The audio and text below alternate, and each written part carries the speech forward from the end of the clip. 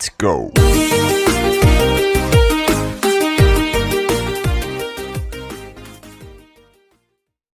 A man considered in the running to become Indonesia's next president is former governor of Jakarta, ANIES BASWEDAN, and it's a delight to welcome him into the studio. Thank you very much for coming in. Thank you for inviting, Beverly. Lovely to meet you. Now tell me, you've met with the Foreign Minister Penny Wong and also the RBA Governor Philip Lowe. I think every Australian wants to meet with him at the moment with these rising interest rates. It is a sign that our government is taking you very seriously and your potential presidential bid. What was important about you? What did you feel was important about coming here and meeting with someone like Penny Wong, someone like Philip Lowe?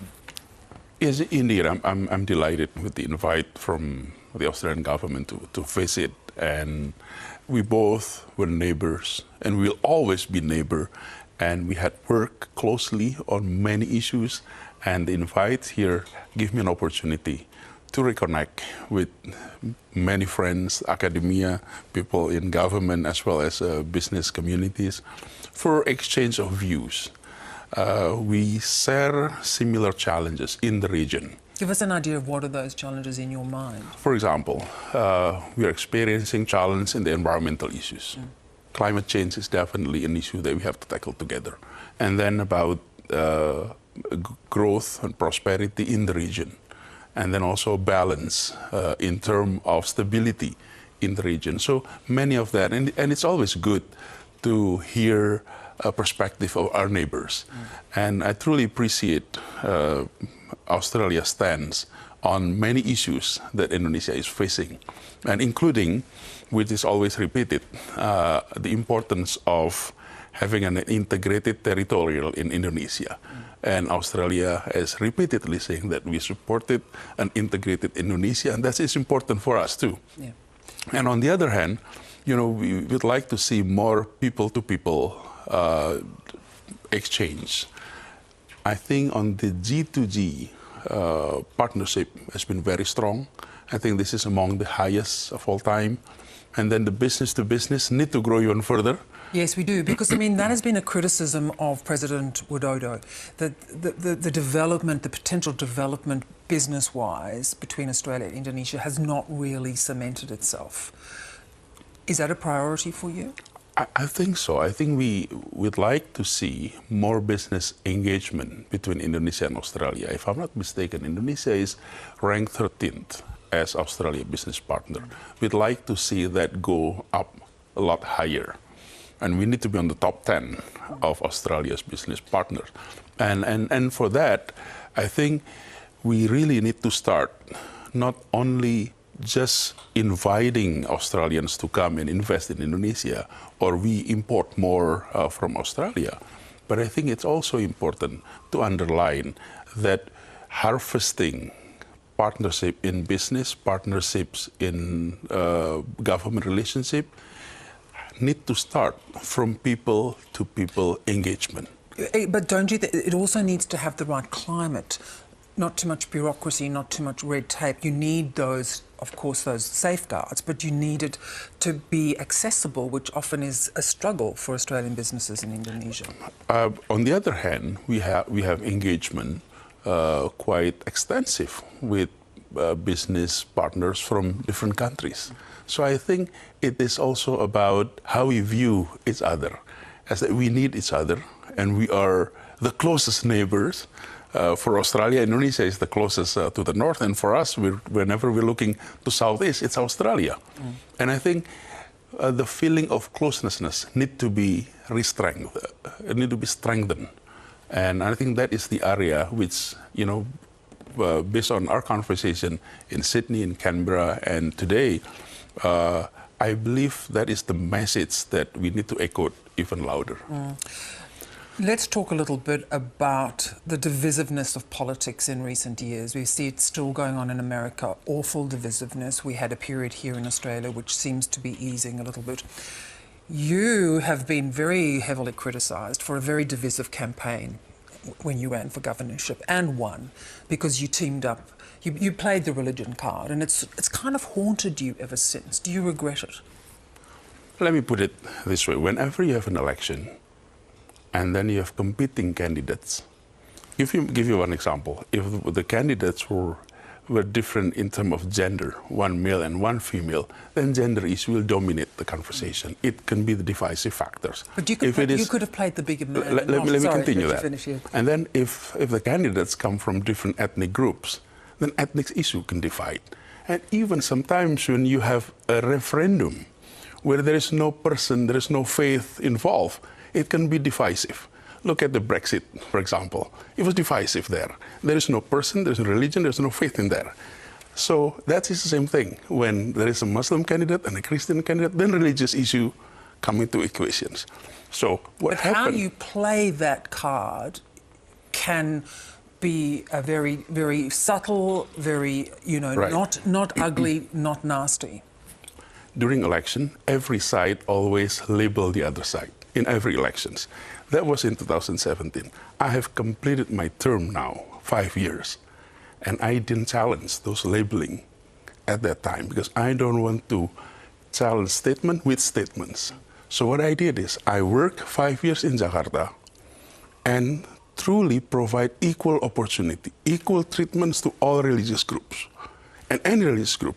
And in fact, we created the feeling of stability, the feeling of peace in Jakarta. And now it's all completed.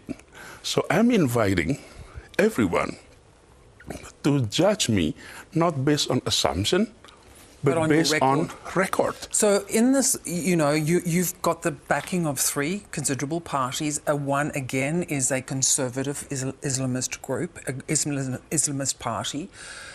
Do you undertake not to go down that path again? Will you try and keep religion out of your presidential bid? And it has been proven that I may have support from various different groups. Yeah. But when it comes to making decisions, I have priorities based on 4 things. 1 is principle of equality. Number 2 is public interest. Number 3 is common sense. And number 4 is law, rules, and regulations. So it's not about who supported you, but how you make decision when you're in office. Yeah. And I have gone through 5 years of service, and I think we did it according to those principles. That does not automatically reflect who supported you, but the principle is reflected in the policy. So there was nothing owed to that support, is what you're saying? And that's exactly the point. Sometimes you assume that if you're supported by this group and that group, then you will be acting not according to the principle of equality, the common sense, public interest, or also rules and regulations. And I have gone through 5 years proving that we can do that. So therefore, looking to the future... Yes. What are those 4 things? How are you going to bring those 4 things into play? What are the issues you see in this coming election? Several things. But number 1, we're happy with the economic growth that we are experiencing, despite the fact that we had serious contraction during COVID, which every country across the globe is experiencing. However, we need to improve the quality of our growth. What does it mean? It means growth is reflected in the numbers, the percentage of growth. But that does not reflect the distribution of that growth. Our economy has been centralized in Java and also northern coastal of Java especially. What we'd like to do is to expand into regions of Indonesia. So center for economic growth is not only in certain places, but in major area of Indonesia. So equality is something that we would like to address in the area of economic development, in the area of education, which matters a lot. If quality of education is happening across Indonesia, so parents don't have to send their kids to major cities in Java for quality education. That's 2. Number 3 is healthcare system across Indonesia. So the bottom line, and this is a major hope for people across Indonesia, is that equal access to jobs, to source of economic growth, to quality of education, to quality of healthcare. And then on top of all of that is a policy with regard to agriculture, policy with regard to fisheries, And we are a very rich natural resources country, and systematic approach on allowing equal growth across this region is of interest in the general public. Yeah. I've traveled quite a few in the past few months.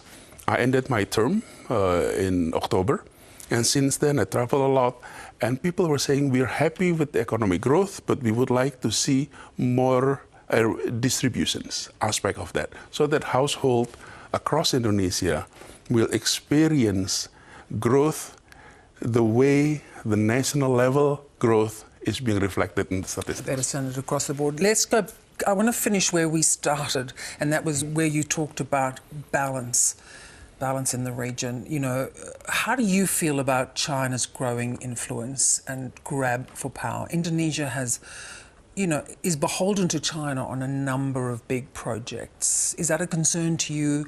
Do you feel that that has been a mistake? I think we need to always pursue foreign policy based on our principles. Indonesia has adopted since then a non-aligned view about where we put ourselves in the world. And we need to continue on that track. So we, on the one hand, we need to continue to maintain good relationship with China. On the other hand, we also need to maintain, you know, good relationship with the US and other major players. And what we'd like to see is for all parties, especially in the region of Southeast Asia, to continue upholding the fact that Southeast Asia has been peaceful for more than 50 years. This is a region where tensions were absent in the past 50 years. But no longer. But we do hope it is continue to be that way, because it is very important for everyone in the regions. So Australia... So as President, would you play a greater international role I think hasn't been I think so. Indonesia needs to play